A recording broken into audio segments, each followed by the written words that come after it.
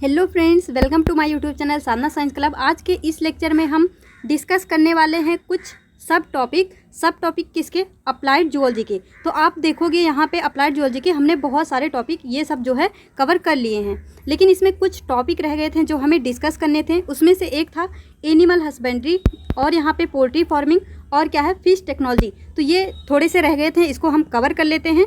और हाँ, जो एनिमल हस्बेंड्री है इसी के अंतर्गत हम जो है पोल्ट्री फार्मिंग, फिश टेक्नोलॉजी ये सब देखते हैं।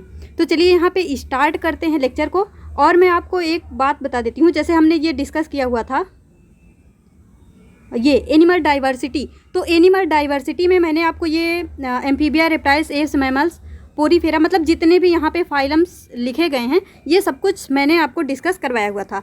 लेकिन यहाँ पे एक जो आप देखेंगे किंगडम प्रोटिस्टा, तो ये किंगडम प्रोटिस्टा जो है ये हमारे एनिमल डाइवर्सिटी में नहीं आता, ये आता है बायोलॉजिकल क्लासिफिकेशन में। तो इस वजह से मैंने आपसे बोला था कि इसको हम बाद में डिस्कस करेंगे। तो अभी तक तो मैंने नहीं कराया है, लेकिन अगर आप बोलेंगे तो हम किंगडम प्रोटिस्टा को भी पढ़ लेंगे और बहुत ही शॉर्ट में मैं आपको पढ़ाऊंगी जैसे अभी पढ़ा रहे हैं, ताकि वो मतलब मैक्सिमम चीज़ें दिमाग में रह जाएं। तो अगर आप कहेंगे तो इसको करवा देंगे, क्योंकि यहाँ से क्वेश्चन बनते हैं और इस बार भी बनेगा। तो चलिए स्टार्ट करते हैं। तो इसमें देखिए सबसे पहले टर्म है हमारा एनिमल हस्बेंड्री। तो जब हम बात करते हैं एनिमल हस्बेंड्री की, तो यहाँ पे management of animal live stock की बात हम करते हैं। तो इसके मैनेजमेंट में, यानी जो भी एनिमल लाइव स्टॉक हैं उनके मैनेजमेंट के बारे में हम क्या क्या देखते हैं। सबसे पहले उनकी फीडिंग कैसी होनी चाहिए, दूसरा है हमारा कि उनकी ब्रीडिंग कैसी होनी चाहिए, और थर्ड पॉइंट है कि उनमें कोई डिजीज़ ना हो, उस अगर हो जाता है तो उस डिजीज़ पे कैसे कंट्रोल करेंगे। तो एनिमल हस्बेंड्री के अंतर्गत सबसे पहले हम एनिमल लाइव स्टॉक के मैनेजमेंट के बारे में पढ़ते हैं, जहाँ पे मेन उद्देश्य होता है हमारा कि उनकी फीडिंग क्या होगी, उनको हम क्या खिलाएंगे। दूसरा, उनकी ब्रीडिंग कैसी होगी, मतलब हमको जैसे हम कुछ भी, चाहे वो पोल्ट्री फार्मिंग हो, चाहे कैटल फार्मिंग हो, या फिर यहाँ पे थर्ड पॉइंट बात करें फिश टेक्नोलॉजी हो, तो हमें एक अच्छे गुणवत्ता की क्वालिटी की फिश भी चाहिए। और चाहे वो कैटल हो तो कैटल चाहिए, और अगर पोल्ट्री है तो वो भी एक अच्छे क्वालिटी की चाहिए। तो यहाँ पे ये तीन जो पॉइंट है ये हमारा मेन फोकस रहेगा इस लेक्चर में। तो यहाँ पे देखो जो एनिमल लाइव स्टॉक है इसमें क्या क्या चीज़ की फार्मिंग हम कर सकते हैं। फर्स्ट है हमारा कैटल्स, सेकेंड है गोट, थर्ड है यहाँ पे सीप, फोर्थ है पोल्ट्री एंड फिफ्थ है फिश फार्मिंग। तो हमारे सिलेबस में जो है एनिमल हस्बेंड्री में तो ये सब आते हैं, लेकिन हम यहाँ पे कैटल्स के बारे में पढ़ेंगे और पोल्ट्री और फिश फार्मिंग पढ़ेंगे, ये दोनों यहाँ पे नहीं डिस्कस करेंगे। तो चलिए देखिए यहाँ पे क्या है हमारा कैटल फार्मिंग। सबसे पहले तो जब हम कैटल फार्मिंग करते हैं तो हमारा दो पर्पज़ होता है कैटल फार्मिंग का। एक तो हमें उनसे मिल्क चाहिए, और दूसरा पॉइंट ये है कि हम उनसे क्या करवाएंगे, ड्रॉट पर्पज़ के लिए उसको यूज़ करेंगे। ड्रॉट मीन्स होता है लेबर, मतलब उनसे परिश्रम करवाएंगे। जैसे आप देखोगे जो गाय होती है वो दूध देती है, तो उसे हम मिल्क पर्पज़ के लिए यूज़ कर रहे हैं। और जो बैल होते हैं उनसे हम मतलब खेतों में काम करवाते हैं, तो वो उनको हम ड्रॉट पर्पज़ के लिए यानी लेबर पर्पज़ के लिए क्या कर रहे हैं, यूज़ कर रहे हैं। तो जो कैटल फार्मिंग है उसका दो पर्पज़ होता है, एक तो हम उसको मिल्क के लिए कर रहे हैं उसकी फार्मिंग, और दूसरा ड्रॉट पर्पज़ यानी खेतों में काम करवाने के लिए लेबर। तो ड्रॉट पर्पज़ में क्या क्या हो जाएगा, जैसे टाइलिंग करवानी हुई यानी खेत की जुताई करवानी हुई, इरिगेशन करवाना हुआ, कार्टिंग करवानी हुई, तो इन सब के लिए जो है इसका यूज किया जाता है। तो अब देखो यहाँ पे जो मिल्क प्रोड्यूसिंग एनिमल होते हैं जिनको हम मिल्क के लिए फॉर्म करते हैं उनको हम बोलते हैं मिल्च। क्या बोलते हैं, मिल्च या फिर डेयरी एनिमल, मिल्च या फिर डेयरी एनिमल। और तो यहाँ पे आप सबसे पहले याद रखोगे जिनको हम मिल्क के लिए मतलब जिनको हम मिल्क के लिए फार्मिंग करते हैं उसमें दो स्पीसीज हैं। एक तो इंडिजीनियस यानी जो हमारे यहाँ ही पाई जाती हैं, और एक है एग्जोटिक यानी जिसको हम बाहर से लाते हैं।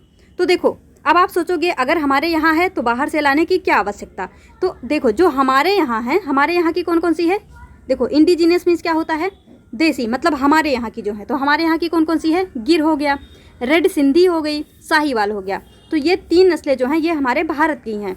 तो इनकी क्या गुणवत्ता है, इनकी क्या क्वालिटी है, इनकी क्वालिटी ये है एक्सीलेंट रेजिस्टेंस टू डिजीज, यानी इनको जल्दी कोई बीमारी नहीं होगी। ये बीमारी को क्या करते हैं, रेजिस्ट करते हैं, रोकते हैं, यानी ये एक्सीलेंट रेजिस्टेंस टू डिजीज होते हैं। तो अब यहाँ पे देखो ये है हमारी एग्जोटिक ब्रीड। एग्जोटिक में क्या क्या है, एक हो गई जर्सी, एक हो गया ब्राउन स्विस। ब्राउन स्विस इनकी क्या प्रॉपर्टी होती है, इनकी प्रॉपर्टी ये है कि ये बहुत लंबे टाइम तक दूध देते हैं, यानी लॉन्ग लैक्टेशन पीरियड। तो अगर मान लो कोई व्यक्ति ऐसा है जिसको कैटल फार्मिंग करनी है तो वो तो यही सोचेगा मुझे एक ऐसी गाय मिले जो कि बहुत लंबे टाइम तक दूध भी दे और उसमें किसी तरह का कोई डिजीज भी ना हो। तो ये दोनों ही हमको चाहिए होगा। तो यहाँ पे एग्जोटिक में जो जिसका लैक्टेशन पीरियड बहुत लंबा होता है वो जर्सी और ब्राउन स्विस है, और जिनका डिजीज़ के प्रति रेजिस्टेंस ज़्यादा होता है वो है गिर, रेड सिंधी एंड साहिवाल। तो किसी भी तरह से क्वेश्चन यहाँ पे पूछा जाता है। और अब तो जो मतलब टेक्नोलॉजी चल गई हैं, हम क्या करते हैं जैसे यहाँ से ओवम ले लेंगे और इसका स्पर्म ले लेंगे, दोनों को एक साथ में क्या करवा देंगे, क्रॉसिंग करवा देंगे, ताकि जो उसका बेबी होगा उसमें क्या होगा, रेजिस्टेंस मतलब डिजीज़ के प्रति रेजिस्टेंस का भी प्रॉपर्टी आ जाएगा और लॉन्ग लैक्टेशन पीरियड का भी प्रॉपर्टी आ जाएगा। तो इस वजह से मतलब हमें इंडिजीनियस भी पता होना चाहिए, एक्जोटिक भी पता होना चाहिए। तो आप सबसे मेनली इसका ये एग्जाम्पल याद रखेंगे और इनकी क्या प्रॉपर्टी है, क्या क्वालिटी है, इसको याद रखेंगे। और यहाँ पे ये है एक्जोटिक, तो यहाँ पे इसका एग्जाम्पल याद रखना और इसका मतलब क्या क्वालिटी है इसको याद रखना। अब देखो आप सोचोगे ये दोनों मैंने अलग से क्यों लिखा है, तो अभी जो हमने डिस्कस किया ये सब हमारे मतलब 9th की एनसीईआरटी में है, और ये जो दो हमने लिखा है रेड डेन और आयरशायर, तो ये दोनों क्या है, ये हमारे मतलब ग्रेजुएशन वाले टॉपिक में मेंशन थे, तो वो यहाँ पे मैंने लिख दिया है। अब यहाँ पे देखो जिनको हम यूज करते हैं ड्रॉट पर्पज़ के लिए, लेबर पर्पज़ के लिए, उसमें एक है हमारा मतलब जो इंडिजीनियस जो हमारे यहाँ पाई जाती हैं वो कौन कौन सी हैं, हल्लीकर हो गया, अमृत महल हो गया, खिल्लरी हो गया। देखो अगर ये सब नाम नहीं भी याद होते हैं कोई टेंशन नहीं लेना, लेकिन ये जो एनसीईआरटी वाला है ये और ये दोनों तो पक्के से पता होना चाहिए आपको। बस इनका नाम देखो, क्या पता मतलब दिमाग में रह जाए और क्वेश्चन आएगा तो बन जाएगा। अदरवाइज अभी इस टाइम पे जब एग्ज़ाम होने वाला है तो कोई लोड मत लेना कि हमें तो याद नहीं हो रहा है, ये वो कुछ नहीं, बस देखते जाओ। अब यहाँ पे क्या है, नेक्स्ट है कंगायम, फिर है यहाँ पे बारगर बोल दो, और फिर उसके बाद है अम्ब्लाचेरी, उसके बाद है पुलिकुलम, उसके बाद है आलमबड़ी। तो ये कुछ इंडिजीनियस ब्रीड हैं जिनको हम ड्रॉट पर्पज़ के लिए यूज करते हैं, और इसमें से जो सारे नाम हैं ये हमारे एनसीईआरटी में मेंशन नहीं है, ये सब मैंने उठाए हैं वहाँ आपके ग्रेजुएशन से। अब नेक्स्ट देखो क्या है, अब देखो कुछ ब्रीड होती हैं जिनको हम डुअल पर्पज़ के लिए यूज करते हैं। क्या है, डुअल पर्पज़ कैटल ब्रीड, यानी जिनको हम डुअल पर्पज़ के लिए यूज करते हैं। डुअल पर्पज़ मीन्स क्या हो गया, जिसका दो उद्देश्य है, यानी वो हम उनको मिल्क के लिए भी यूज कर सकते हैं और उनको ड्रॉट के लिए भी, लेबर के लिए भी यूज कर सकते हैं। तो वो कौन कौन सी स्पीसीज हैं, थारपारकर, हरियाणा, कंकरेज, ओंगोल और कृष्णा वैली। तो ये कुछ ऐसे स्पीसीज हैं जो हमको दूध भी देंगी और हमारे ड्रॉट पर्पज़ के लिए भी यूज होंगी। अब यहाँ पे देखो क्या है, तो ये हो गई हमारी कैटल फार्मिंग। नेक्स्ट हम पढ़ते हैं, देखो रुको अभी हम कैटल के कुछ डिजीज देख लेते हैं जो हमारे लिए इम्पॉर्टेंट हैं। तो कैटल डिजीज में यहाँ पे दो तरह की डिजीजेज हो सकती हैं, एक हमारी वायरल डिजीज और एक है बैक्टीरियल डिजीज। तो देखो वायरल डिजीज में कौन कौन से होते हैं और बैक्टीरियल डिजीज में कौन कौन से होते हैं, ये हमको यहाँ पे देखना है। तो सबसे फर्स्ट डिजीज जो कैटल में होता है वायरस के थ्रू, वो है हमारा बोवाइन स्पॉन्जीफॉर्म इंसेफेलोपैथी। क्या है, बोवाइन स्पॉन्जीफॉर्म इंसेफेलोपैथी, इसको हम शॉर्ट में बोलते हैं BSE। तो ये होता है, देखो क्वेश्चन कैसे बनेगा, एक तो ये बनेगा कि ये किसके थ्रू होता है, मतलब ये एक वायरल डिजीज है, बैक्टीरियल डिजीज है, या फिर प्रोटोजोअन डिजीज है, या फिर माइक्रोबियल डिजीज है। तो इस तरह से आपसे कुछ भी क्वेश्चन बन सकता है। तो सबसे पहले याद रखना, सबसे पहले ये कि बोवाइन स्पॉन्जीफॉर्म इंसेफेलोपैथी एक वायरल डिजीज है, और इसको हम किस नाम से जानते हैं, मैड काउ डिजीज के नाम से, मैड काउ डिजीज। और ये क्या करवाता है, ये एक न्यूरोलॉजिकल डिजीज है, यानी ये उसके नर्वस सिस्टम को ही क्या कर देगा, फेल कर देगा। और आपको पता है जो सबसे मेन होता है, जो सब कुछ कंट्रोल करता है, वो होता है हमारा नर्वस सिस्टम, यानी चाहे हम हो चाहे वो कोई भी मैमल हो, उसका क्या होता है, नर्वस सिस्टम। तो अगर नर्वस सिस्टम ही फेल हो जाएगा तो कहीं ना कहीं उसकी क्या हो जाएगी, डेथ हो जाएगी, क्योंकि कोई कोऑर्डिनेशन वगैरह हो नहीं पाएगा। तो जो भी न्यूरोलॉजिकल डिजीजेज होती हैं वो कहीं ना कहीं फेटल होती हैं। फेटल मीन्स क्या होता है, वो उसको डेथ तक लेके जाएंगी।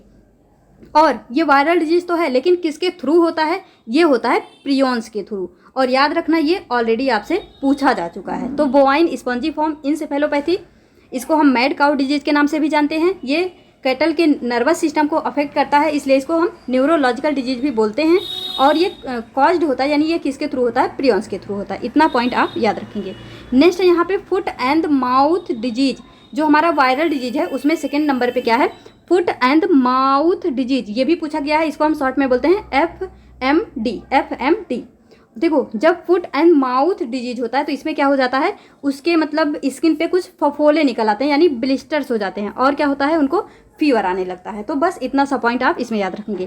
थर्ड है हमारा लंपी स्किन डिजीज, जिसको हम बोलते हैं LSD, lumpy skin disease. Lumpy skin disease किसके थ्रू होता है, कैप्री पॉक्स वायरस के थ्रू। तो दो ही तरह का क्वेश्चन बनेगा, एक तो ये कि ये कैसा डिजीज है, यानी वायरल है, बैक्टीरियल है, या फिर किस वायरस के थ्रू होता है। तो याद रखना Capri pox virus, Capri pox virus. Next है यहाँ पे बस डिजीज याद रखो, आपसे यही पूछ लेंगे कि which of the following is not a viral disease. तो इस तरह से आपसे क्वेश्चन पूछा सकता है। ये क्या है, ब्लू टंग। ब्लू टंग भी कैसा होता है, कैटल में पाया जाने वाला वायरल डिजीज। और नेक्स्ट हमारा बोवाइन वायरल डायरिया, जिसको हम बोलते हैं BVD। तो ये हमारे 5 हो गए क्या, वायरल डिजीज। अब यहाँ पे देखते हैं बैक्टीरियल डिजीज। तो बैक्टीरियल डिजीज में सबसे पहला जो है हमारा वो है बोवाइन ट्यूबरकुलोसिस। क्या है, बोवाइन ट्यूबरकुलोसिस, जिसको हम BT शॉर्ट में बोल देंगे। अब देखो सेकंड जो है बहुत इंपॉर्टेंट है, इसका नाम क्या है, जोहान्स डिजीज। अभी ये पूछा नहीं गया है लेकिन पूछ सकते हैं, क्या है, जोहान्स डिजीज। इसको हम बोलते हैं पैरा ट्यूबरकुलोसिस। इसको और हम किस नाम से जानते हैं, पैरा ट्यूबरकुलोसिस। तो दोनों में से किसी भी नाम से आपसे पूछ सकते हैं। पैरा ट्यूबरकुलोसिस क्या है हमारा, जोहान्स डिजीज को ही बोलते हैं। और ये कैसा डिजीज है, क्रोनिक डिजीज है। देखो, एक डिजीज होता है कि वो अभी हुआ 2-3 दिन बाद या 10 दिन बाद ठीक हो जाएगा, लेकिन जो क्रोनिक डिजीज होता है ये बहुत लंबे टाइम तक चलता है, और कहीं ना कहीं फिर लास्ट में क्या हो जाती है, डेथ हो जाती है। तो ये हो गया हमारा थर्ड पॉइंट। यहाँ पे देखिए क्या है, थर्ड डिजीज ब्रूसेलोसिस। क्या है, ब्रूसेलोसिस। तो इसमें क्या होता है, ये कैटल्स के रिप्रोडक्टिव सिस्टम को ही क्या करते हैं, अफेक्ट कर देते हैं। तो इससे क्या हो जाता है, उनमें अबॉर्शंस हो जाता है। तो इसको भी याद रखना। नेक्स्ट यहाँ पे क्या है, लेप्टोस्पाइरोसिस। तो इसको भी याद रखना, ये भी कैसा डिजीज है, कैटल में पाया जाने वाला बैक्टीरियल डिजीज है।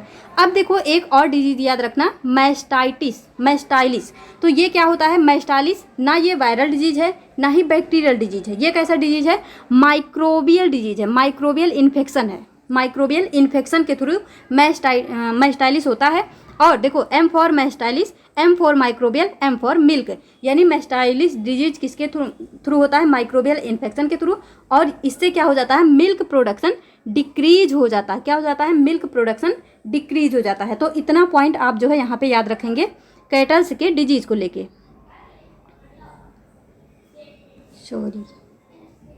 अब देखो, अगर जब ये डिजीजेज हो जाएंगी तो हम क्या करेंगे, जैसे हमने कैटल फार्मिंग स्टार्ट की तो हमें उनके डिजीज के बारे में पता चल गया।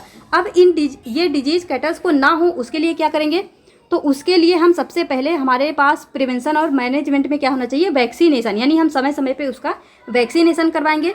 सेकेंड है हमारा फार्म मैनेजमेंट, यानी जहाँ पे हम उसको रख रहे हैं उस जगह की अच्छे से देखभाल रखेंगे, वहाँ पे कोई मतलब कुछ भी दिक्कतें ना हो, उनके सेफ्टी का पूरी तरह से ख्याल रखेंगे। और फिर यहाँ पे थर्ड पॉइंट क्या है, veterinary care. Veterinary care means क्या होता है कि उनको समय समय पे डॉक्टर्स को भी दिखाएंगे। वेटनरी डॉक्टर कौन से होते हैं, जो मतलब एनिमल्स के स्पेशलिस्ट होते हैं। तो उनको समय समय पे उनका जांच करवाते रहें कि उनमें कोई डिजीज वगैरह ना हो। फोर्थ पॉइंट है हमारा हाइजीन, वही साफ सफाई। तो इतना पॉइंट आप याद रखेंगे प्रिवेंशन एंड मैनेजमेंट में, vaccination, form management, veterinary care और हाइजीन। अब यहाँ पे देखो 2 पॉइंट जो NCERT में मेंशन है, वो ये जो काऊ होता है, ये ऑलरेडी दोनों क्वेश्चन पूछे जा चुके हैं। जो इंडियन काऊ है इसका साइंटिफिक नेम क्या है, और जो इंडियन बफेलो है इसका साइंटिफिक नेम क्या है। तो जो काऊ होती है इसको हम बॉस इंडिकस बोलते हैं, और जो बफेलो होती है इसको हम बुबेलस बुबेलिस बोलते हैं, बुबेलस बुबेलिस। तो इसको आप जो है याद रखेंगे। देखो ऐसे भी बी फॉर बफेलो, फिर बी यहाँ भी आ रहा, तो ऐसे करके याद रख सकते हो। तो अब बात करते हैं यहाँ पे पोल्ट्री फार्मिंग की। पोल्ट्री फार्मिंग में क्या है, तो सबसे पहले देखो हमारा उद्देश्य क्या होगा। जैसे हमने देखा कैटल फार्मिंग का 2 मेन पर्पस था कि या तो उसको हम मिल्क के लिए यूज करेंगे या फिर उसको हम खेतों में काम करवाने के लिए यूज करेंगे। लेकिन पोल्ट्री फार्मिंग में हमारा एम क्या है, टू रेज डोमेस्टिकेटेड बर्ड, यानी जो डोमेस्टिकेटेड बर्ड है उनको रेज करना, उनका पालन करना। तो डोमेस्टिकेटेड बर्ड में कौन कौन से आएंगी, हमें लगता है पोल्ट्री फार्मिंग में केवल चिक आता है, मतलब चिकन आता है, ऐसा नहीं है। यहाँ पे चिकन्स आते हैं, डक्स आती हैं, टर्कीज आते हैं, गीज आते हैं। ये सारे ही एनिमल्स क्या होते हैं जिनको हम पोल्ट्री फार्मिंग में क्या करते हैं, रेज करते हैं। अब देखो नेक्स्ट क्या है, पर्पज हमारा क्या होता है। जब हम पोल्ट्री फार्मिंग करने के लिए सोच रहे हैं तो हमारा पर्पज क्या होगा, तो हमारा दो पर्पज होगा, या तो हम उसको एग के लिए यूज करेंगे या फिर उसको मीट के लिए यूज करेंगे, या फिर एग के लिए या फिर मीट के लिए। आपको ऐसे भी पता है मुर्गी जो है अंडे देती है, तो अंडों को भी लोग खाते हैं और उसके मांस को भी खाते हैं। तो दो पर्पज होगा उसको रेयर करने का, उसको रेज करने का, एक तो उसके एग के लिए, एक तो उसके मीट के लिए। एग के लिए जिनको हम यूज करते हैं उसको हम बोलते हैं लेयर्स। क्या बोलते हैं, लेयर्स। और जो मीट पर्पज के लिए यूज की जाती हैं उनको हम बोलते हैं ब्रॉयलर्स। क्या बोलते हैं, ब्रॉयलर्स। तो देखो अगर किसी को ऐसे डायरेक्ट याद है कोई बात नहीं, कुछ लोग होते हैं जिनको, देखो ये जो अभी आप सोचोगे फिर से ट्रिक से क्या होता है, हमें चीज़ें थोड़े याद रह जाती हैं। जैसे आपको मान लो एग्जाम में क्वेश्चन आया मीट पर्पज के लिए जो यूज होती हैं उनको क्या बोलते हैं, क्या पता आप लेयर्स लगा के आ जाएं। तो यहाँ पे MB से याद रखना, MB यानी जो मीट पर्पज के लिए यूज होती हैं वो हमारी ब्रॉयलर्स होती हैं। ईला से याद रख लेना, ईला देखो ईला लड़की का नाम होता है। आप देखोगे एक मूवी है टिफिन बॉक्स, तो उसमें जो लड़की है मतलब जिसपे वो कहानी आधारित है वो है, उसका नाम रहता है ईला। तो ईला से याद रख लेना, जिसको हम एग पर्पज के लिए यूज करते हैं वो होता है लेयर्स। ऐसे करके याद भी रख सकते हो। अगर डायरेक्ट याद है तो कोई बात नहीं, ट्रिक को भूल जाओ। नेक्स्ट क्वेश्चन, सॉरी क्वेश्चन नहीं, यहाँ पे नेक्स्ट पॉइंट क्या है, आपसे यहाँ पे पूछेगा जो इंडिजीनियस है वो क्या है। यहाँ पे हम पढ़ते हैं असील, और जो एग्जोटिक है जिसको बाहर से लाया गया है पोल्ट्री फार्मिंग के लिए वो है लेग हॉर्न। क्या है, लेग हॉर्न। तो इंडिजीनियस जो है वेराइटी है वो है असील, एग्जोटिक वेराइटी जो है, एग्जोटिक ब्रीड जो है वो है लेग हॉर्न। अब इसको कैसे आप याद रखोगे, तो देखो AI जैसे अभी AI का ज़माना है, आर्टिफिशियल इंटेलिजेंस, तो उसी से याद रखना AI यानी असील जो है इंडिजीनियस वेराइटी है। और यहाँ पे LE देखो लेग हॉर्न में यहाँ पे LE इसके साथ आ गया तो ऐसे एग्जोटिक, ऐसे करके याद रख सकते हो। डायरेक्ट याद है तो और अच्छी बात है। अब देखो नेक्स्ट यहाँ पे क्या है, प्रिंसिपल ऑफ पोल्ट्री हस्बेंड्री, यानी जब हम पोल्ट्री फार्मिंग के लिए सोच रहे हैं तो क्या क्या प्रिंसिपल्स होंगे, हमारा एम क्या होगा। तो सबसे पहले quality and class of stock, यानी जब हम पोल्ट्री फार्मिंग के लिए सोच रहे हैं तो सबसे पहले हम ये देखेंगे हमें कौन सी क्वालिटी लेनी है, उसका क्या क्लास होगा, ये सारी चीज़ें हम देखेंगे। उसके बाद कन्फाइन द बर्ड, कौन सी बर्ड लेंगे, उसका मतलब क्या एरिया हम फिक्स करेंगे। प्रोटेक्शन फ्रॉम हार्श इन्वायरमेंट, अब जैसे मान लो आप पोल्ट्री फार्मिंग के लिए सोच रहे हो और ले जाके सारी मुर्गियों को एक जगह पे एक बाड़ बना के उसी में रख दो, ऊपर से कुछ नहीं लगाया, पता चला तेज़ धूप हुई, सारी मुर्गियाँ झुलस के मर गई। तो ऐसा नहीं करना, मतलब उनको हार्श इन्वायरमेंट से बचाने के लिए भी हम क्या क्या करेंगे, तो ये सब हम पहले सोचेंगे पोल्ट्री फार्मिंग के पहले। नेक्स्ट होगा हमारा वेलफेयर नीड, उनके स्वास्थ्य के लिए आप क्या करेंगे, मेंटेन गुड हेल्थ, और फिर उनके न्यूट्रिशन के लिए उनको क्या क्या खाना आप खिलाएंगे, तो ये सारी चीज़ें आपको पहले से ध्यान में रखनी होंगी। नेक्स्ट है यहाँ पे maximum use of management technique, मतलब आपको मैनेजमेंट टेक्निक के बारे में भी पता होना चाहिए कि उनको समय समय पे किस तरह से यूज करना है।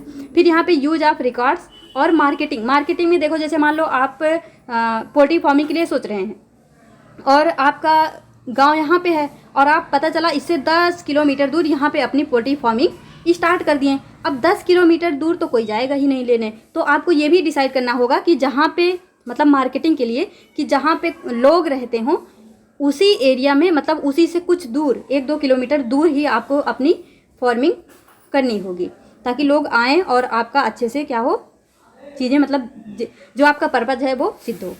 नेक्स्ट है यहाँ पे processing and preservation of egg.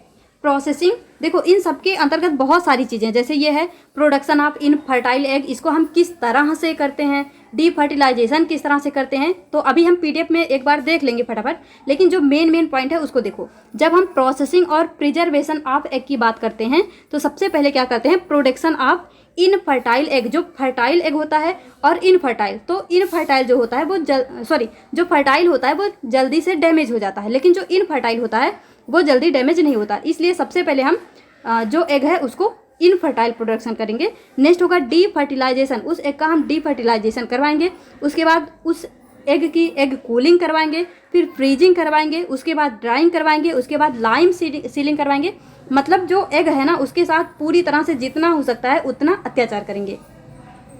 अब देखो यहाँ पे क्या हुआ, सबसे पहले हमने उसको इनफर्टाइल कर दिया, दूसरे नंबर पे डीफर्टिलाइज कर दिया, फिर उसको हमने ठंडा कर दिया, फिर फ्रीज कर दिया, फिर उसको हमने सुखा दिया, उसके बाद उसको चूने में डाल दिया, उसके बाद उस पर तेल चढ़ा दिया, तेल की कोटिंग की दी, यानी कि ऑयल कोटिंग कर दी। तो ये सारे प्रोसेस हैं प्रिजर्वेशन ऑफ एग के। मैं आपको ऐसा इसलिए बता रही हूँ कि उस पर इतने सारे अत्याचार करेंगे ताकि आपको ये सारी चीज़ें याद रहें।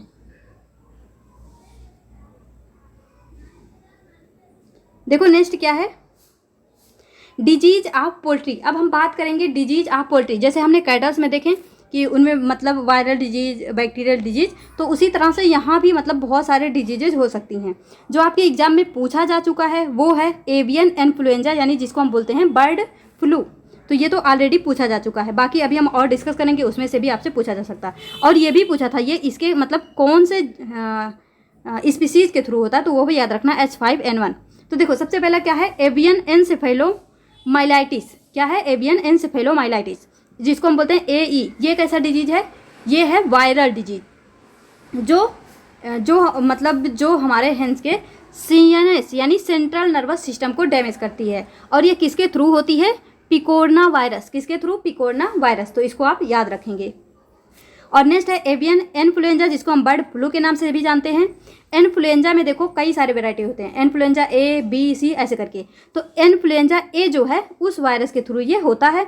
और इन्फ्लुएंजा A का भी सब टाइप क्या है, H5N1, जिसके थ्रू एवियन इन्फ्लुएंजा यानी बर्ड फ्लू होता है। और याद रखना यहाँ पे क्या होती है, जैसे कुछ डिजीजेज होते हैं ठीक हो सकते हैं, लेकिन एवियन इन्फ्लुएंजा में यहाँ पे 100% मोर्टेलिटी होती, क्या होती है, 100% मोर्टेलिटी होती है। यानी अगर ये डिजीज हो गई तो उसकी डेथ निश्चित है, उसको कोई नहीं बचा सकता। नेक्स्ट है यहाँ पे एवियन इंटेस्टाइनल स्पाइरोकिटोसिस। क्या है, एवियन इंटेस्टाइनल स्पाइरोकिटोसिस, जिसको हम बोलते हैं AIS। ये कैसा डिजीज होता है, ये एक बैक्टीरियल डिजीज है।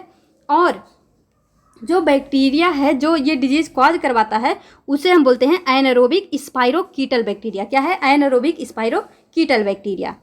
नेक्स्ट देखो क्या है, एवियन ट्यूबरकुलोसिस। और क्या इसमें होता है, एवियन ट्यूबरकुलोसिस।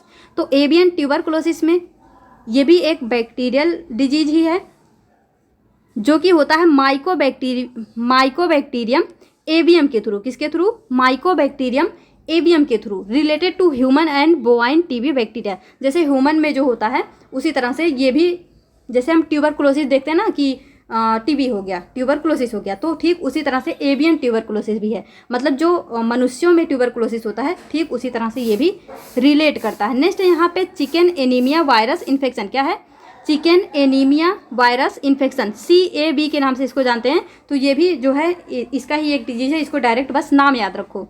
अगर ये बोल देंगे कि कौन सा है कौन सा नहीं है, या फिर कौन सा वायरल है कौन सा बैक्टीरियल है, इस बेस पे अगर अलग करना हो गया ताकि आपको याद रहे। नेक्स्ट है कोकाइडियोसिस। क्या है, कोकाइडियोसिस, ये मोस्ट कॉमन डिजीज है और ये एक तरह का इकोनॉमिकली इम्पॉर्टेंट डिजीज है। इसके बारे में बस इतना याद रखना कि कोकाइडियोसिस मोस्ट कॉमन है और इकोनॉमिकली इम्पॉर्टेंट डिजीज है, बस इससे ज़्यादा कुछ नहीं याद रखना। नेक्स्ट देखो एग ड्रॉप सिंड्रोम EDS, ये भी एक तरह का वायरल डिजीज है। और फैटी लीवर सिंड्रोम, ये कैसा डिजीज है, देखो ये ना तो वायरल है ना ही बैक्टीरियल है, ये एक मेटाबॉलिक या फिर न्यूट्रिशनल डिजीज है। कैसा है, मेटाबॉलिक या फिर न्यूट्रिशनल डिजीज है। तो ये आपके लिए इंपॉर्टेंट हो जाता है, फैटी लीवर सिंड्रोम ये एक मेटाबॉलिक या फिर न्यूट्रिशनल डिजीज है। और यहाँ पे ये कैसे होता है, एक्सेसिव कैलोरी इनटेक के थ्रू होता है। कैसे, एक्सेसिव मतलब जैसे हम बोलते हैं ना कि बहुत ज़्यादा खा लिए, तो ठीक उसी तरह से एक्सेसिव कैलोरी इनटेक की वजह से ये डिजीज इनमें हो जाता है। नेक्स्ट है फाउल कोलेरा। क्या है, फाउल कोलेरा, जिसको हम बोल देते हैं पास्चरलोसिस। तो अब यहाँ पे देखो फाउल कोलेरा यानी पास्चरलोसिस भी क्या होता है, बैक्टीरियल डिजीज होता है। और ये किसके थ्रू होता है, पास्चरेला मल्टोसिडा के थ्रू। किसके, पास्चरेला मल्टोसिडा नाम की जो बैक्टीरिया है उससे होता है। ये थोड़ा सा इंपॉर्टेंट है, तो इस यहाँ पे इसका नाम भी याद रखना। नेक्स्ट है फाउल पॉक्स। देखो जैसे हम में होता है मतलब पॉक्स जो डिजीज, ठीक उसी तरह से इनमें फाउल पॉक्स होता है।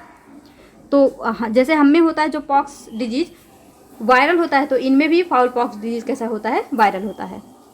आपने पॉक्स वाला मंकी पॉक्स भी आपने सुना होगा, वो भी कैसी होती है, वायरल डिजीज होती है। नेक्स्ट देखो क्या है, हिस्टोमोनियासिस। अब देखो ये भी एक थोड़ा सा अलग हो गया। ये क्या है, पैरासिटिक प्रोटोजोन डिजीज है। यानी ये ना तो वायरल डिजीज है ना तो बैक्टीरियल, ये एक प्रोटोजोन से होने वाला डिजीज है, इसलिए ये इंपॉर्टेंट हो जाता है, इसको भी याद रखना। पैरासिटिक प्रोटोजोन के थ्रू होता है हिस्टोमोनियासिस। नेक्स्ट है यहाँ पे इन्फेक्शियस ब्रोंकाइटिस। देखो ब्रोंकाइटिस, ब्रोंकाई यूज हम करते हैं किसके लिए, जो हमारे आप रेस्पिरेशन चैप्टर किए होंगे तो वहाँ पे हमने खूब bronchi, primary bronchial, secondary bronchial, इस तरह से डिस्कस किया हुआ था। तो ब्रोंकाई वर्ड जो है वो कहीं ना कहीं हमारे रेस्पिरेशन सिस्टम से जुड़ा हुआ है, यानी ब्रोंकाई जो वर्ड है वो कहीं ना कहीं रेस्पिरेशन से जुड़ा होता है। तो और यहाँ पे लास्ट में लिखा आइटिस। आइटिस मीन्स क्या होता है, इन्फेक्शन। तो ये कैसा होता है, वायरल रेस्पिरेटरी इन्फेक्शन होता है, तो इसको भी याद रखेंगे। नेक्स्ट है इन्फेक्शियस कोराइजा, ये एक बैक्टीरियल डिजीज है। नेक्स्ट यहाँ पे लिम्फॉइड ल्यूकोसिस, ये एक वायरल डिजीज है। मेरेक डिजीज है एक, MD, ये भी कैसा होता है, वायरल डिजीज। माइकोप्लाज्मोसिस, ये माइकोप्लाज्मा के थ्रू होने वाला डिजीज है, इसको भी याद रखना।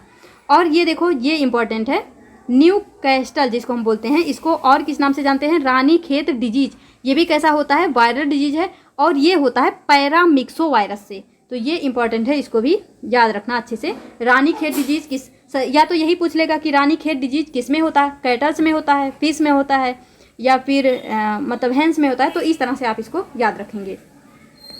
कैसा होता है, वायरल डिजीज होता है, पैरामिक्सो वायरस है जो कि ये डिजीज करवाता है। नेक्स्ट यहाँ पे टोक्सोप्लाज्मोसिस और है एक ट्राइकोमोनियासिस।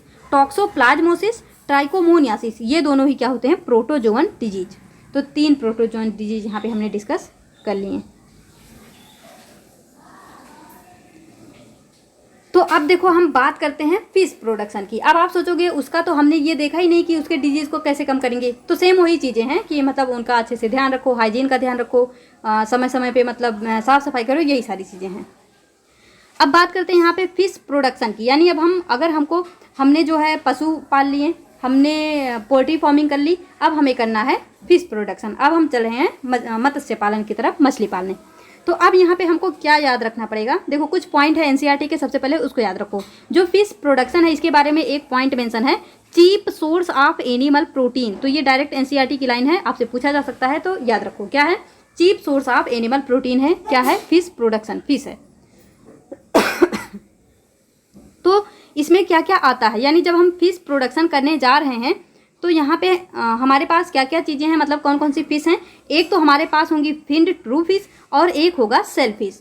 जो फिश टेक्नोलॉजी है, फिश प्रोडक्शन है, उसमें 2 वैरायटी की फ़िश को हम इंक्लूड कर रहे हैं। एक हमारा फिन्ड ट्रू फिश, एक है सेल फिश। सेल फिश में कौन कौन आता है, प्रॉन या फिर मोलस्क, ये दोनों आते हैं सेल फिश में। अब देखो जो फिश ऑब्टेन करते हैं हम, जैसे हमें जब मछली पालनी है, मछली पालन करना है, तो हमारे पास 2 तरीका होता है मछली पकड़ने का। एक तो नेचुरल रिसोर्स होता है और एक होता है फिश फार्मिंग। एक तो नेचुरल रिसोर्स है जिससे आप मतलब फिश ऑब्टेन कर सकते हैं, और एक है फिश फार्मिंग। तो नेचुरल जो तरीका है कैप्चर फिश, मतलब उसको हम बोलते हैं कैप्चर फिशिंग। जब हम नेचुरल रिसोर्सेज से मछली को पकड़ते हैं उसको बोलते हैं कैप्चर फिशिंग। लेकिन जब हम फिश फार्मिंग करते हैं तो उसको बोलते हैं कल्चर फिशिंग। जब हम फिश फार्मिंग के थ्रू मछली मतलब ऑब्टेन करते हैं उसको बोलते हैं कल्चर फिशिंग। नेचुरल रिसोर्स से कैप्चर फिशिंग, फिश फार्मिंग से देखो नेचुरल रिसोर्स से कैप्चर फिशिंग और फिश फार्मिंग से कल्चर फिशिंग, इसमें कंफ्यूज नहीं होना। अब जब हम यहाँ पे बात करेंगे कि मछली पालने के लिए, तो कहीं से लाओगे तो उसे पानी में ही रखोगे, तो कौन सा या फिर कैसा यहाँ पे वाटर लेना होगा हमें। तो एक तो आप लेंगे सी वाटर और दूसरा क्या हो सकता है यहाँ पे फ्रेश वाटर। मतलब हम सी वाटर में भी फिश फार्मिंग कर सकते हैं, फ्रेश वाटर में भी कर सकते हैं।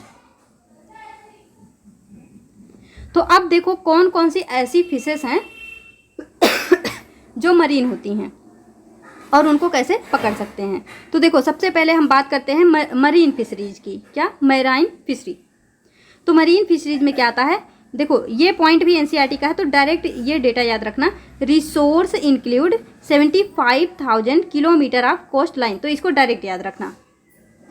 अब यहाँ पे बात करते हैं मरीन फिश में कौन कौन आता है, तो इसका नाम देखेंगे। लेकिन सबसे पहले ये देखो, जो भी मरीन फिश होती हैं जो कि सी में पाई जाती हैं, उनके लिए हम क्या करते हैं, या तो फिशिंग नेट लगाते हैं या फिर फिशिंग बोट लगाते हैं। मतलब फिशिंग नेट या फिर फिशिंग बोट से मेरे मरीन फिश को हम क्या कर सकते हैं, ऑब्टेन कर सकते हैं। यहाँ पे एन छूट गया।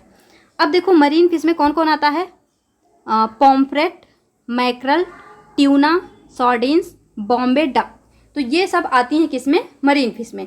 तो ये जो आपके मतलब पीवाईक्यू में पूछा जा चुका है ऑलरेडी, वो यही नॉर्मली पूछ लेते हैं, which of the following is not a fresh या फिर which are the following is a marine species, इस तरह से मतलब आपसे पूछ सकते हैं। तो आपको ये नाम बहुत ही अच्छे से पता होने चाहिए। मरीन फिश में pomfret, mackerel, tuna, sardines, Bombay duck.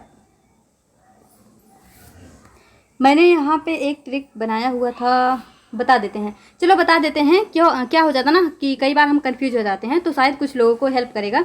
जिसको डायरेक्ट याद हो जाता है वो थोड़ा सा स्किप करके आगे बढ़ जाओ, लेकिन जिसको नहीं याद होता वो देखो। जैसे मान लो एक लड़की है जिसका नाम है टीना, क्या नाम है? टीना, टीना। और एक टी शर्ट आता है, वो एक कंपनी है पूमा, नहीं शायद वो PUMA ऐसे लिखते हैं, तो जो भी लिखते हैं, पूमा की एक आती है मतलब टी शर्ट। तो ऐसे आप लिखो, मान लो हम पूमा को ऐसे PO से दिखाएंगे, पूमा। एक टीना नाम की लड़की है जो पूमा कंपनी की क्या पहनती है, वो पहनती है ड्रेस। और कब पहनती है? केवल सर्दी में पहनती है। कब पहनती है? केवल सर्दी में पहनती है। और इसको पहन के वो जाती कहाँ पे है? बॉम्बे जाती है। कहाँ पे जाती है? बॉम्बे जाती है। तो देखो, टीना नाम की लड़की पूमा कंपनी का ड्रेस कब पहनती है? केवल सर्दी में पहनती है। और इसे पहनकर कहाँ पे जाती है? बॉम्बे जाती है। तो बस टीना से ट्यूना हो गया, PO से हमारा मतलब पूमा से यहाँ पे पॉम्फ्रेट, और MA से मैक्रल हो गया। फिर यहाँ पे सर्दी मीन्स सार्डिन्स हो गया, और बॉम्बे मीन्स बॉम्बे डक हो गया। तो इस तरह से आपको ये याद रह सकता है। हाँ ठीक है, ये मैंने अभी मतलब थोड़ा सोच के बनाया, लेकिन इसमें क्या है ना कि कुछ लोगों को हेल्प करेगा, कुछ लोगों को डायरेक्ट याद होता है, अच्छी बात है। अब देखो नेक्स्ट क्या है हमारा, marine fish of high economic value. Marine fish of high economic value, तो इसको भी याद रखो। एक तो हमने वहाँ पे वो मतलब देख ही लिया उतने एग्जाम्पल। अब यहाँ पे देखो, मरीन फिश में ही जिनकी हाई इकोनॉमिक वैल्यू होती है उसमें दो टाइप के हैं। एक है हमारा फिन्ड फिश, एक है हमारा सेल फिश। एक है फिन्ड फिश, एक है सेल फिश। तो फिन्ड फिश में कौन कौन से आते हैं? मुलेट, भेटकी, और यहाँ पे पर्ल स्पॉट्स, ये सारी फिशेस आती हैं। ये कैसी फिश हैं? फिन्ड फिश हैं। और प्रॉन्स, मुसेल्स, ओइस्टर, सीवीड, ये क्या है? हमारी सेल फिश है। तो इसका भी एग्जाम्पल आप याद रखेंगे। आपसे सिंपली क्वेश्चन पूछेगा, which are the following is the finned fish, या फिर which are the following is the shell fish, example of shell fish, इस तरह से पूछा जा सकता है।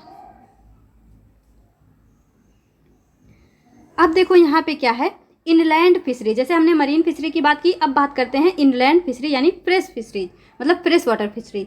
तो सबसे पहले हम ये देखेंगे कि फ्रेश वाटर के रिसोर्सेज क्या क्या हैं। मतलब हम फ्रेश वाटर फिशरी तो करेंगे, लेकिन उसके रिसोर्स क्या हैं, सबसे पहले हमें ये भी जानना होगा। तो इसके रिसोर्सेज क्या क्या हो सकते हैं? कैनाल्स, पॉन्ड्स यानी तालाब हो सकते हैं, रिजर्वायर्स, रिवर्स हो सकती हैं, इस्चुरीज जिसको हम ब्रैकिश वाटर के नाम से जानते हैं, यानी जहाँ पे फ्रेश वाटर और मरीन वाटर दोनों आपस में मिलती हैं उसे हम क्या बोलते हैं? इस्चुरीज, और इसी को हम बोलते हैं ब्रैकिश वाटर। और फ्रेश वाटर के क्या रिसोर्सेस हो सकते हैं? लगून्स। तो ये ऐसी जगहें हैं जहाँ पे हम मछली पालन आसानी से कर सकते हैं। अब देखो ये दोनों आपके क्लास 11th की NCERT में है। वैसे मैंने आपको करवा भी दिया है एनिमल डाइवर्सिटी में। एक बार फिर से यहाँ भी नाम देख लो। जो फ्रेश वाटर फिश होती हैं वो होती है रोहू, कटला और मागुर। रोहू, कटला, मागुर। और जो मरीन फिश हैं उसमें इग्ज़ोसीटस और हिप्पोकैम्पस, ये दोनों आती हैं। अब देखो composite fish culture. Composite fish culture क्या है? जैसे मान लो अगर एक साथ हमें कई वैरायटी की फ़िश को कल्चर करना है, और हाँ याद रखना, अगर हमें कंपोजिट फिश कल्चर करना है तो जो भी जितने भी टाइप की हम फिश लेंगे, जितने भी टाइप की मछलियाँ लेंगे, उनका जो फूड इनटेक है मतलब वो अलग अलग होना चाहिए। अगर देखो मान लो एक आपके पास एक तालाब है, यहाँ पे आपने कई वैरायटी की फिशेज डाल दी, तो वो क्या करेंगे? खाने के लिए आपस में ही लड़ जाएंगी।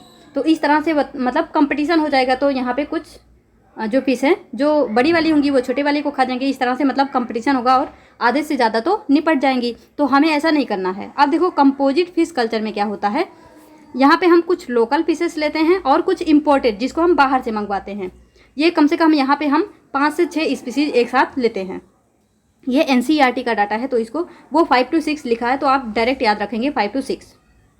और यहाँ पे हम क्या लेते हैं, मतलब ये 5 से 6 स्पीसीज जो है फिश की, उसको हम सिंगल फिश पॉन्ड में लेते हैं। कहाँ पे लेते हैं? सिंगल फिश पॉन्ड में, मतलब एक ही तालाब में लेते हैं जिसमें हमें मछली पालन करनी है।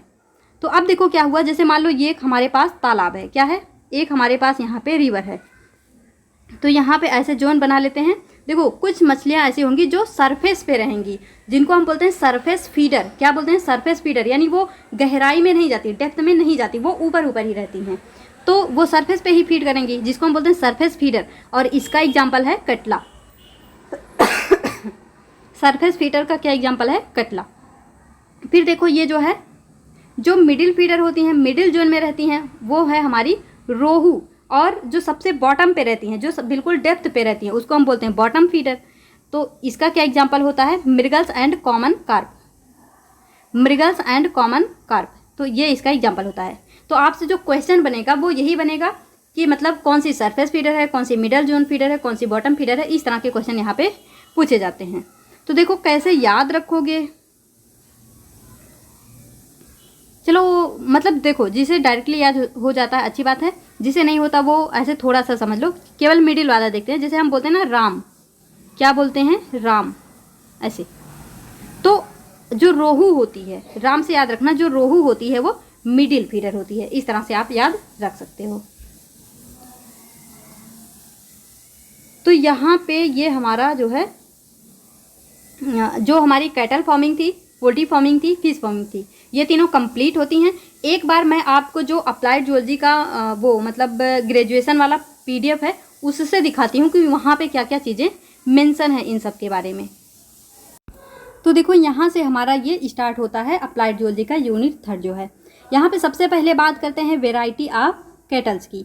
तो आपको यहाँ पे बोला है मतलब ओवर 1000 ब्रीड, ये सब तो इसमें से कुछ भी नहीं पढ़ना। Cattle breed fall into 2 main type, जैसे हमने आपको बता दिया 2 टाइप में क्या होता है, एक तो मतलब मिल्क प्रोड्यूसिंग, और एक जिसको हम काम करवाते हैं किसके लिए? खेतों के लिए।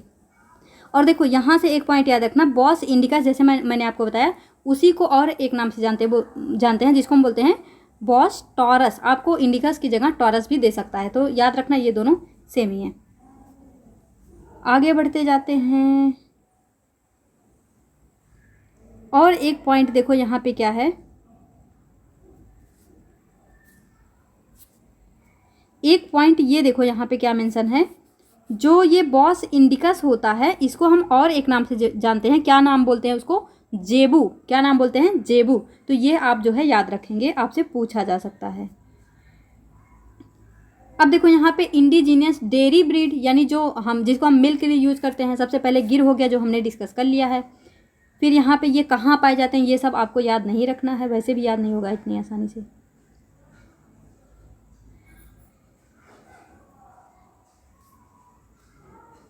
देखो हमने आपको बताया था ना, ये क्या होती हैं? डिजीज रेजिस्टेंस होती हैं, और इनकी मिल्क ईल्ड जो होती है वो 1200 से 1800 kg पर लैक्टेशन होता है। और फिर यहाँ पे बात करते हैं रेड सिंधी की। फिर देखो इनके बारे में कुछ चीज़ें यहाँ पे दी हुई हैं। 1250 से 1800 kgs पर लैक्टेशन इनका भी मिल्क प्रोड्यूसन है। फिर यहाँ पे नेक्स्ट क्या है? साहीवाल है। तो ये तीनों हमने डिस्कस कर ही लिया है। उसके बाद देखो इंडिजीनियस ड्रॉट ब्रीड जो होती हैं, उसमें क्या हो गया, जिसको हम मतलब खेतों के लिए यूज़ करते हैं, क्या है? हल्लीकर हो गया यहाँ पे। फिर नेक्स्ट अमृत महल हो गया। देखो यहाँ पे ये मतलब हल्लीकर के बारे में, the breed is best known for its drought capacity, मतलब इसकी कैपेसिटी बहुत अच्छी होती होगी। फिर यहाँ पे क्या है? खिल्लरी। खिल्लरी मतलब यहाँ पे वाइट इन कलर, ये सारी चीज़ें यहाँ पे दी हुई है। ये फास्ट होती हैं, पावरफुल होती हैं। फिर कंगायाम के बारे में दिया हुआ है। तो वही सब है कि ये मतलब कहाँ कहाँ पे पाए जाते हैं, इनका कलर क्या होता है, ये सारी चीज़ें। तो यहाँ से तो क्वेश्चन मुश्किल ही है। फिर बार्गर हो गया, इसका भी वही दिया है कि तमिलनाडु में पाया जाता है, डेवलप फॉरवर्ड, ये सब। आप बस देखते जाओ, ऐसे नज़र लगाते जाओ इसमें। द लेग है, वाइट मार्क, ये सारी चीज़ें हो गई। पुलिकुलम हो गया, इसके बारे में भी कुछ खास पॉइंट यहाँ पे दिख नहीं रहा। फिर यहाँ पे आलमबड़ी हो गया। देखो जो आलमबड़ी है इसके बारे में बोल रहा कि इसको हम बेतस के नाम से भी जानते हैं, बेतस। और ये जो है हल्लीकर से रिजेंबल करता है, मतलब ये कुछ उसी तरह से होता है। फिर देखो जो डुअल पर्पज है उसमें से था परकर हो गया। फिर यहाँ पे ये हरियाणा हो गया। फिर ये कंकरेज हो गया, the gait of Kankrej peculiar record, ये सब छोड़ो। फिर ओंगोल हो गया, कृष्णा वैली हो गया। तो इसे बस ऐसे देखते जाओ। अब देखो exotic dairy breed of cattle क्या है, जर्सी हो गई। एवरेज मिल्क यील्ड इसका 4500 होता है, इसको याद रख सकते हो। होल्स्टीन हो गया यहाँ पे, फिर Brown Swiss, Red Dane, Ayrshire, फिर crossbred dairy cattle, Jersey cross, ये सब। फिर अब यहाँ पे हमारा जो है स्टार्ट हो गया पोल्ट्री फार्मिंग। यहाँ पे डिजीज़ के बारे में दिया नहीं है, लेकिन डिजीज़ पूछे जाते हैं, इसलिए मैंने आपको वहाँ पे करवा दिया था। तो डिजीज़ इंपॉर्टेंट है, उसको याद रख लेना। बहुत ज़्यादा नहीं है, 5 जो है वायरल है, 4 वहाँ पे बैक्टीरियल है, 1 माइक्रोबियल इन्फेक्शन है, तो उतना तो याद रख ही सकते हैं। अब देखो ये सब मैंने आपको बता ही दिया कि जो मतलब प्रिंसिपल और मैनेजमेंट है यहाँ पे, मतलब पूरा कहानी है बस कि मतलब किस तरह से हम मुर्गी पालन करेंगे उसके बारे में। फिर यहाँ पे प्रिंसिपल ऑफ पोल्ट्री हस्बेंड्री है। तो देखो quality and class of stock, तो जब आप इसको पढ़ोगे तो आपको पता चलेगा it is enterprise to be successful, it is necessary to use stock known for to be good quality, मतलब जो भी हम लेंगे उसको गुड क्वालिटी का लेंगे। अप्रोप्रिएट जीनोटाइप होना चाहिए उसका। Produce in the management situation, obvious first decision to choose meat type for meat production, मतलब अगर एग के लिए चाहिए तो एग टाइप को चूज़ करो, मीट के लिए चाहिए तो मीट टाइप को चूज़ करो। फिर यहाँ पे है necessary to analyse the management situation, market to select का genotype that suit the management situation. ये सारी चीज़ें यहाँ पे दी हुई हैं, जहाँ से क्वेश्चन पूछने के बहुत कम चांस हैं। अगर वो पूछेंगे भी तो आप इतना तो समझ ही सकते हैं। जैसे वो बोल दिया कि बैड क्वालिटी का हेन लाएंगे, तो आप समझ जाओगे बैड क्वालिटी नहीं, अच्छी क्वालिटी चाहिए, तो उतना आप कर सकते हैं। लेकिन वो मेनली जो मैंने आपको कराया वहाँ से क्वेश्चन पूछेंगे। और ये फिर confine the word, provide a degree of production, reduce the labour cost, ये सारी चीज़ें यहाँ पे मेंशन है। फिर देखो प्रोटेक्शन फ्रॉम हार्श इन्वायरमेंट में क्या दिया हुआ है। A harsh environment is defined as one of that outside the comfort range of bird. In this context high and low temperature, high humidity in some circumstances, excessively strong wind, inadequate ventilation and air movement and high level of hormones, ये सब मतलब देखो air pollutant such as ammonia are example of harsh environment. तो ये सारी चीज़ें यहाँ पे मेंशन है, तो उनको अमोनिया वगैरह से बचाया जाए। और क्या, फिर देखो वेलफेयर नीड में क्या है। Provision of adequate floor space with enough headroom, provide of good quality food and adequate feeding space, provision of good quality water and adequate drinking space, opportunity to associate with flock mates, elimination of anything that may cause injury, elimination of all sources of unnecessary harassment. तो ये सारी चीज़ें यहाँ पे mention है, आप वैसे भी इन सबको कर सकते हो। बोल रहा कि खाने के लिए अच्छा खाना दो, और जहाँ पे वो खा रहे हैं एक अच्छा बढ़िया स्पेस होना चाहिए। पीने के लिए अच्छी पानी दो, और पीने के लिए जो पानी वहाँ पे एक अच्छा स्पेस होना चाहिए। और उनको समय समय पे फ्लॉक मेट्स यानी जो उनके मतलब सहभागी हैं उनसे मिलने का चांस दिया जाए, ताकि वो बच्चे उत्पन्न कर सकें। फिर यहाँ पे एलिमिनेशन ऑफ एनीथिंग, मतलब ऐसी कोई भी चीज़ जो इंजरी कर सकती है उसको बाहर निकाल सको। Elimination of all sources of unnecessary harassment, मतलब जिससे उनको दिक्कत हो वो सारी चीज़ों को बाहर निकाल सकते हो। तो ये सारी चीज़ें यहाँ पे मेंशन है। फिर मेंटेनेंस ऑफ गुड हेल्थ क्या है यहाँ पे, to prevention of disease, early recognition of disease. जैसे देखो डिजीज़ को मतलब रोकने के लिए सबसे अच्छा यही होता है कि सबसे पहले उसको रिकॉग्नाइज कर लो, यानी अर्ली रिकॉग्निशन जो होता है डिजीज़ रोकने का एक अच्छा वो होता है। फिर अर्ली ट्रीटमेंट ऑफ डिजीज, जितना जल्दी आप डिजीज़ का पता लगाओगे उतना जल्दी डिजीज़ को उसका ट्रीटमेंट कर सकते हो। फिर प्रिवेंशन ऑफ डिजीज यहाँ पे है। Application of stringent for quarantine programme, use of good hygiene practice, मतलब किस तरह से डिजीज़ को रोक सकते हो वो मेंशन है। अर्ली रिकॉग्निशन ऑफ डिजीज, पूरा बस कहानी है, कुछ भी क्वेश्चन बनने लायक तो दिख नहीं रहा। Early treatment of disease, nutrition for economic performance,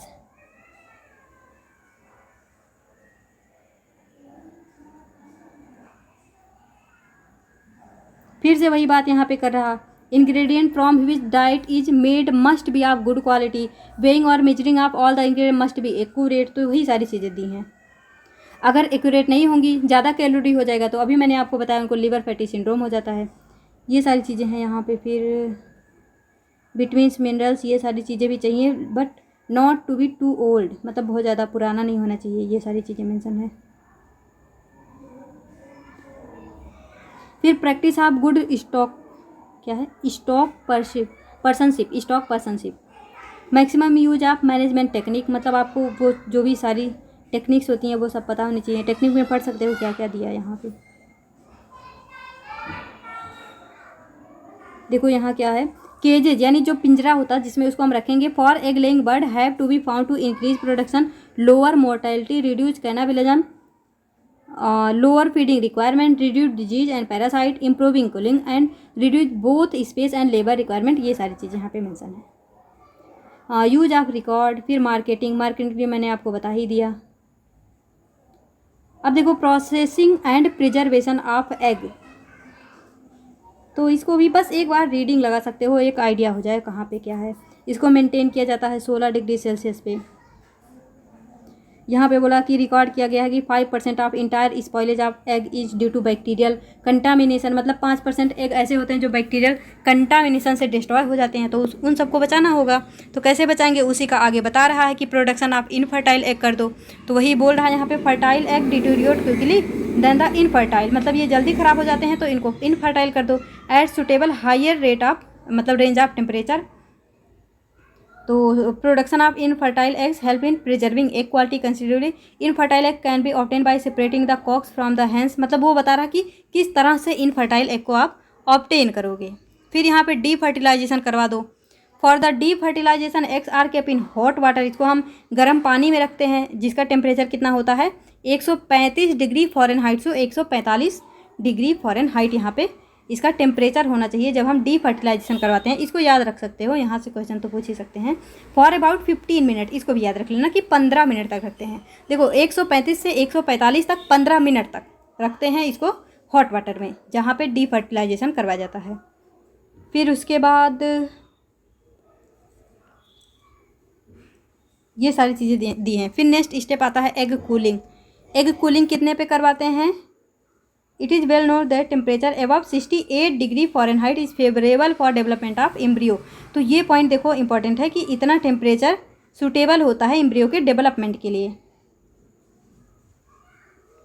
temperature below 68 degree Fahrenheit is suitable for maintaining the quality and freshness of egg, मतलब 68 डिग्री से ऊपर का टेम्परेचर जो है उस पर एम्ब्रियो अच्छे से डेवलप करेगा, और 68 डिग्री फ़ारेनहाइट से बिलो का जो टेम्परेचर है वहाँ पे क्या होगे, एग की फ्रेशनेस और क्वालिटी को अच्छे से मेंटेन कर सकते हैं। In winter season cooling device is not needed as temperature is normally low, मतलब जैसे जब सर्दी का टाइम है उस समय पे हमें कूलिंग डिवाइस का यूज नहीं करना पड़ेगा क्योंकि टेम्परेचर नॉर्मली कैसा होता है, लो होता है।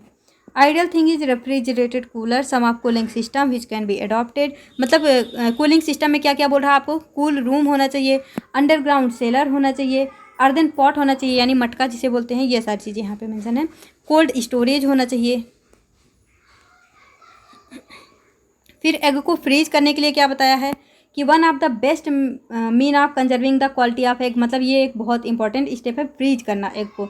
इन this method deterioration is arrested, मतलब वो ख़राब नहीं होगा, वहीं पे रुक जाएगा जैसी उसकी क्वालिटी होगी।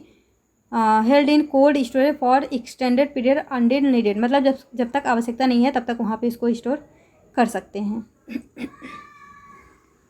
After through chilling egg are taken to candling room, ये सारी चीज़ें फिर यहाँ पे दी हुई हैं।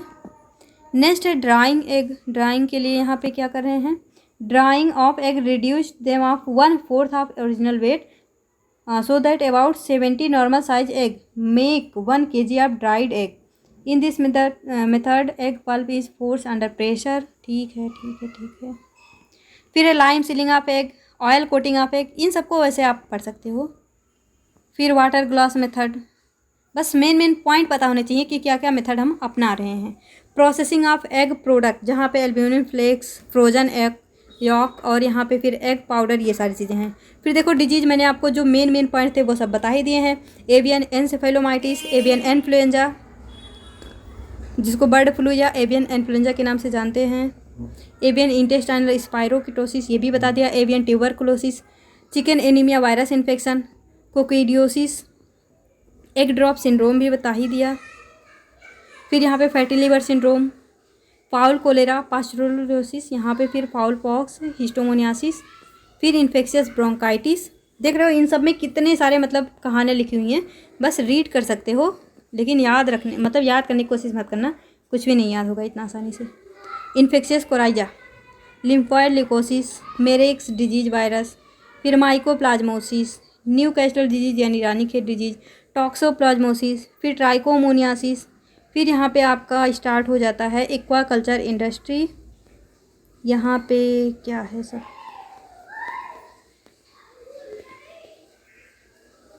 कुछ नहीं है।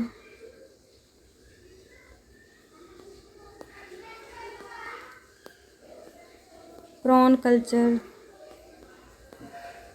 तो बस यहाँ पे जो भी मेन पॉइंट थे वो सब हमने डिस्कस कर ही लिए हैं। यहाँ पे डिजीज़ कंट्रोल की बात किया है, लेकिन कौन कौन से डिजीज़ होते हैं ऐसा कुछ नहीं मेंशन दिया है।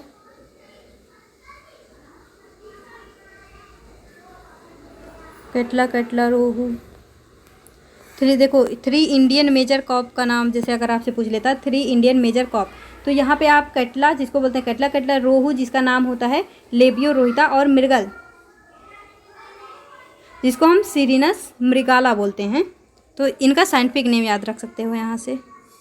फिर कंपोजिट फिक्स कल्चर मैंने आपको बता ही दिया, surface feeder, middle zone feeder, bottom feeder, ये सारी चीज़ें हमने डिस्कस कर ही ली हैं। प्रिपरेशन ऑफ पॉन्ड में हम क्या करते हैं, कैसे करते हैं, ये सारी चीज़ें मेंशन है। स्पॉनिंग कैसे करते हैं, choosing brooders, nursery pond, rearing pond, stocking of pond, ये सारी चीज़ें यहाँ पे मेंशन की गई हैं। तो चलिए इस सेशन को यहीं पे एंड करते हैं। जो भी मेन पॉइंट थे वो सब हमने डिस्कस कर ही लिया। यहाँ पे ये पर्ल वगैरह लाइक वाइक सब कुछ दे दिया है। तो आई होप आपको ये लेक्चर अच्छे से समझ आया होगा। तो आप अपना फीडबैक देना मत भूलना। मिलेंगे अपने नेक्स्ट वीडियो में, तब तक के लिए all the best, be happy, be positive.